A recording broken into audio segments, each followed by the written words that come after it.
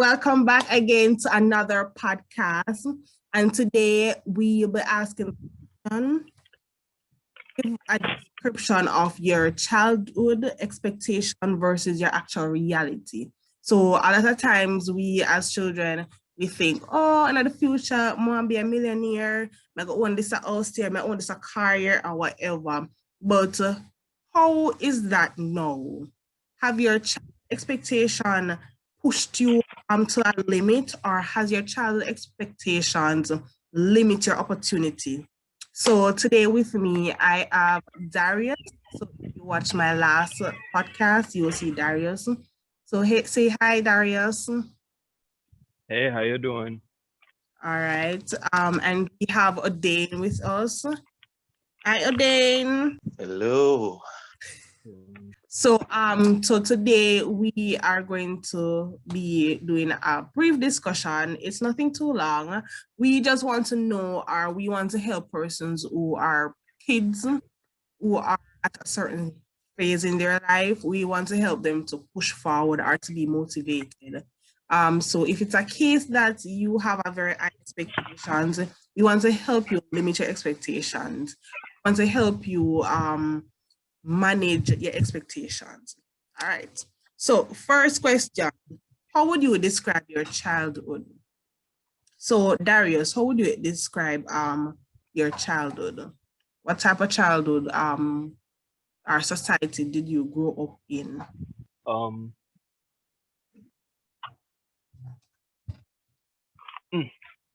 So I'm the firstborn of two.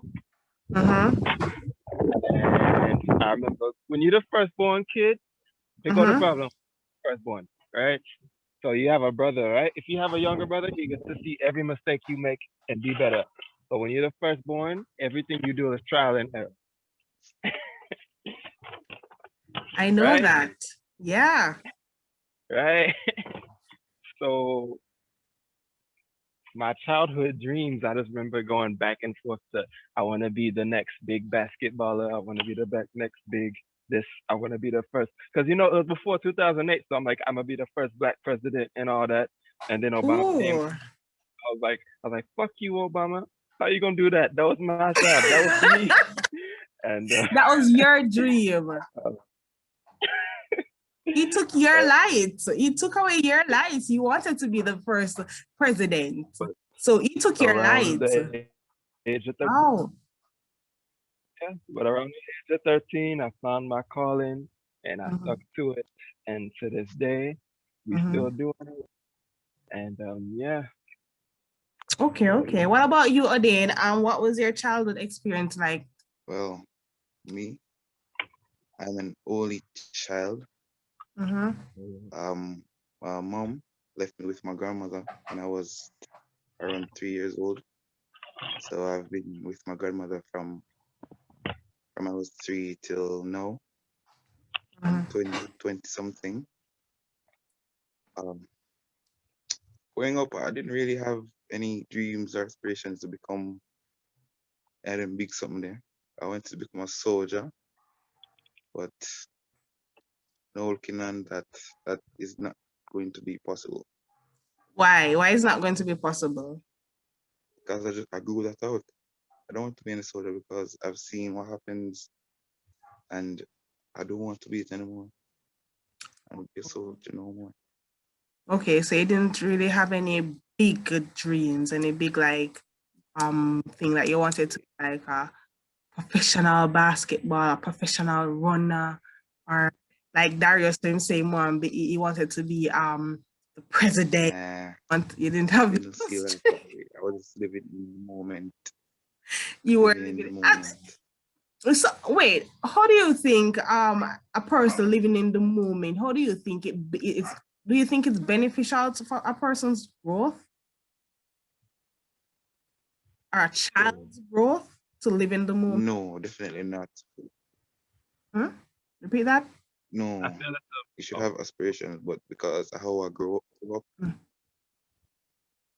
Oh, what were you saying, Darius? Oh, I was gonna say I feel it's a balance because growing up and still to this day, like I tend to overthink things. Like when you overthink things in life, you miss out on so much because, like, say let's do something simple. Say you see a pretty girl walking down the street, and like she like 10 foot away from you, right? And you're like, oh, I should go say something. And in that 10 feet, as you approaching a woman, you start overthinking. You say, oh, what if she don't like the way my shoes look? What if she say my neck too long? And then when you start overthinking things, don't live in the moment. Life passes you up, right? But at the same time, what happens is, you see, the people who are successful today because they prepared for today yesterday. So Oh, for big things, you need to prepare. It's important to also be spontaneous in life because otherwise it'll pass you up, in my opinion. oh, okay. Okay. I think I understand that. So I guess it's better for you to, or some people can live in the moment while some people are unable to live in the moment because of fears of what might happen if they actually live in the moment. So for me Exactly. personally, growing. But it's a balance. You have to find the balance. Mhm. For me personally, growing up, I was living in an environment that I would say was pretty unstable or up and down at the most. And for me, it was the drive or the fact that I was living in a very poor home. That was what I was driven by, per se. So my aspirations were like, I wanted to become a pathologist at one point. So my internet is unstable. Okay. So at one point, I wanted to become a pathologist. So I said that, okay, I'm going to become a pathologist. I'm going to be this type of person. I'm going to be, I had a dream, and that dream was me being some star or some media personality or something of that sort. But I wanted to be that big individual out there. And eventually I didn't put down anything, or I didn't give up on any dreams. But however, I realized that my dreams that I have, or my dreams that I want, they are not as easy as they look. They are not as easy as I see them, because even though I want to be one of those star media personnel, I realized that in order to be that person, I have to work. And sometimes the work is there, but the work is a bit harder than I had expected. So for example, I wanted to be a pathologist when I was younger. And I had to rule that out, because realizing that a pathologist, you have to have some sort of science subject, some sort of sciencey background. I was like, I'm not for the science though. I told myself, I'm not for the science though. So therefore I venture into law. Ding, And ding, ding, uh, ding, ding. Science again. Science again. I mean, I couldn't do the science.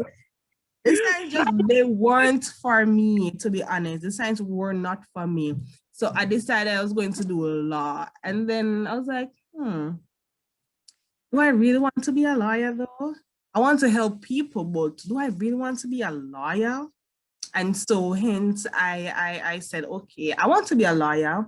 I just want to be a social worker. And then I venture into social work, which is my field now. Now you But sure you want to do that? do, if I want to do what, sir? Yes, social work. You sure you want to do that? Why not, sir? I'm sure I want to do that. Come on, Darius. What is wrong with you? I'm just asking because the way your story went, you was talking. Oh, man, now I don't want to do that. So No, I do want to do it because I have a passion. So I think the main difference between all the subject, or all the different dreams that I had, was the fact that at the end, I wanted to become somebody who helped people. And for a fact, the reason why I chose a pathologist was because I was living in a also where I needed to find out what caused death what was the main reason why somebody would die. So therefore, I venture into pathologist, or I wanted to become a pathologist. So it's the main reason why I wanted to become a certain thing is because I wanted to help people. Yeah. So what are your roles your parents play in developing your future expectations? So the expectations that you have for the future or you had for the future, what are the roles your parents play in order for you to develop that expectations? I wasn't really around my mom a lot. I grew up with my grandmother, my grandparents, rather, and some cousins. So they didn't really push me to say, you should go become a lawyer, a doctor, one of them something. They just said, you should do your schoolwork and support. I didn't really have that push that I required so I could be the best that I could be. I just, as I said, lived in the moment. I didn't really have that drive, that push. I didn't have that drive to So coffee what I wanted. also therefore, because nobody was actually there to tell you to, boy, get up and go do this, or boy, get up and go do that, then you didn't actually felt the need to be motivated to do anything. Okay. Yes, exactly. Okay. I didn't have that self drive either. And you didn't have any self. Well, how important do you think that you having your self drive? If you had a self drive, do you think there would be a difference? Definitely. Could have been a lot more, could have been doing a lot more. Could have been doing a lot more. But it is what it is. I just have to make do with what I have and try to push forward, improve. No, I think I've understood, and I think I have that drive now to not wait on anybody to push me. I should push myself now, and because if you don't push yourself, nobody gonna push you. Which is right. Which is right. If you don't make the effort to push yourself, then nobody else is going to do it because nobody else know your limits. You are the person who actually know your own limits. So yeah, that is true. That is actually true. From them, yeah. Oh, Darius, I'm asking the question. What are the roles your parents play in developing your future expectations?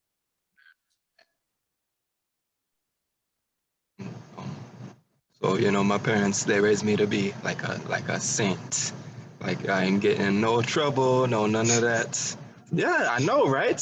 Right? That's what I said. I wouldn't get up in no trouble.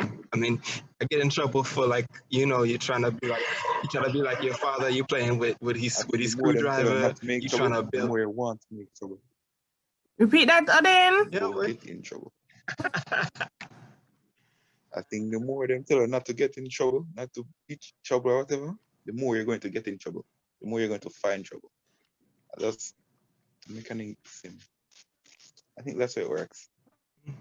Because my parents have a grew up degree in church. of truth, but like, What that mean now?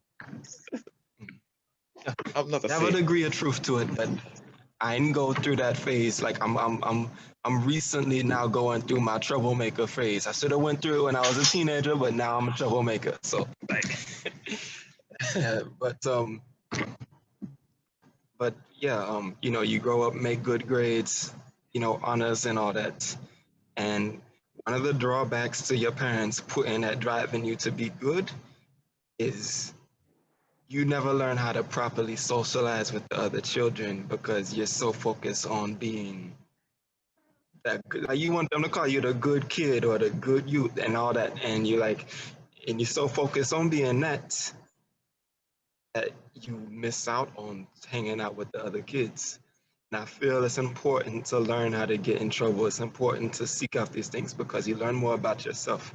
And a little punishment, a little licks every now and then is healthy. And I wish I learned that. But now I'm going through my troublemaker phase. So Okay, so basically you are saying that if your parents had give you 2 spankings, a pie, it will be today. Is that what you're saying, Darius? What you saying? Say that again. You Mommy and chopped daddy up. did give you a 2 little slap now and then instead of telling you that, hey, Darius, you need to be a good boy. You need to go to school, learn how to read, do this, ensure you're on time. If they had said, Darius, free, be a little boy, give trouble now and then, do what you're supposed to do, but to give a little trouble now and then, that would be better, right? Oh boy, what's going on? Yeah, exactly. And I feel like if you're parents, make sure that you teach your children how to socialize just as much as you teach them how to make good grades, because they both go hand in hand, especially these days. And how do you manage your expectation, or how have you learned from it in preparing for your future? So how do you manage your expectation, and how do you learn from it in preparing for your future? So managing my expectations, I limit my expectations. So because I know how I am, or how I go about achieving things, I limit it. So instead of making plan for the next 5 years, I make plan for tomorrow. I make plan for next week, right? Because I don't know, at the end of the day, sometimes I can be very impatient and impunctual. So I don't work with things as I am supposed to, right? So sometimes I would say, all right, then I'm going to go do this. All right, for example, let me use exercise. So I would tell her that I'm going to exercise 3 times per week. And you don't see me exercise 3 times per week. So instead, I say, all right, I'm going to exercise today. And I get up and I exercise. Tomorrow I say the same thing. I'm going to exercise today. Right? Instead of saying that I'm going to exercise for a month, I'm going to exercise for a year, or I'm going to exercise for a week, I limit my expectations so that whenever I'm doing something, it's done accordingly. It's not done because, oh, I was going to do it, or I had it to be done. I'm doing it because I know that, okay, I'm going to work on a time schedule. I'm going to do it that way. Yeah. So how do you manage your expectations? Starting with Odin.